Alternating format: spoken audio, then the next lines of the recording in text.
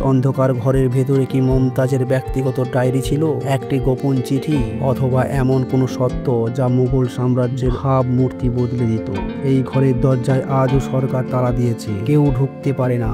এবং আশ্চর্যের বিষয়, কোনো ড্রোন, কোনো স্ক্যানার, কোনো ইনফ্রারেড ক্যামেরা কিছুই ভেতরে কাজ করে না। যেন সেই ঘর নিজেই শ্বাস নেয়, নিজেই তার রহস্য পাহারা দেয়। তাজমহলের পেছনের দিকটায় রয়েছে এমন এক কক্ষ যা পর্যটকের চোখে পড়ে না, গাইডরা কোনোদিন দেখায় না, এমনকি বেশিরভাগ আগ্রাবাসীও জানে না। স্থাপত্য বিশেষজ্ঞরা একে বলে দ্য ব্ল্যাক রুম।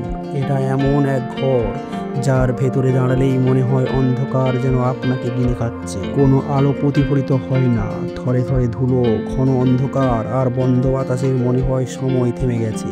মনে রাখবেন, ঔরঙ্গজেব যখন আগ্রা দখল করে তখন এই ঘর প্রথমবার সরকারিভাবে তালাবদ্ধ হয়। কিন্তু কেন? বলা হয় এই ঘরটি ছিল মমতাজের মৃত্যুর পর তার প্রথম দেহ সংরক্ষণের স্থান।